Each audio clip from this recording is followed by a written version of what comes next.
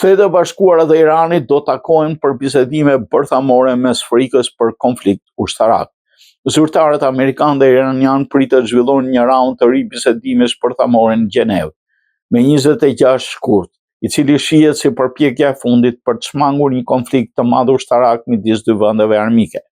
Raundi i tretë i bisedimeve pritet të ndodhë në një kohë kur presidenti Donald Trump përshërton mundësinë për veprim ushtarak, nëse nuk arrihet ndonjë marrëveshje për ta frenuar programin bërthamor të Iranit. Shtetet e Bashkuara ka vendosur tashmë 2 aeroplan mbajtëse pranë Republikës Islamike.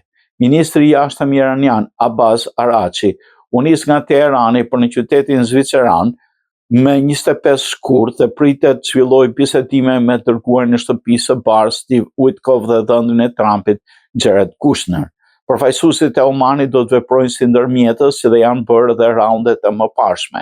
Si palet zhvilluan bisedime indirekte në fillim të muajit në Oman, të parat qysh nga bombardimi i objekteve kryesore bërthamore të Iranit dhe nga Izraeli dhe Shtetet e Bashkuara gjatë një konflikti të shkurtër në qershor.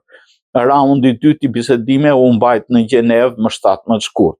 Në 2 raundet e para nuk u shënua përparim dhe pikat kyçe të mosmarrëveshjes mbeten të pasgjidhura. Gjatë bisedimeve Shtetet e Bashkuara kanë kërkuar që Irani të ndalojë plotësisht pasurimin e uraniumit dhe të heqë dorë nga rezervat e tij për rreth 400 kilogramësh uranium të pasuruar, hapa që do ta pengonin Teheranin të zhvillojë armë bërthamore. Teherani këmbgul se programi i tij bërthamor ka qëllime paqësore dhe civile, si prodhimi i energjisë elektrike. Irani ka lënë të kuptohet se është i gatshëm të bëjë lëshime në këmbim të heqjes sanksioneve amerikane dhe njohjes së drejtës së tij për të pasuruar uranium.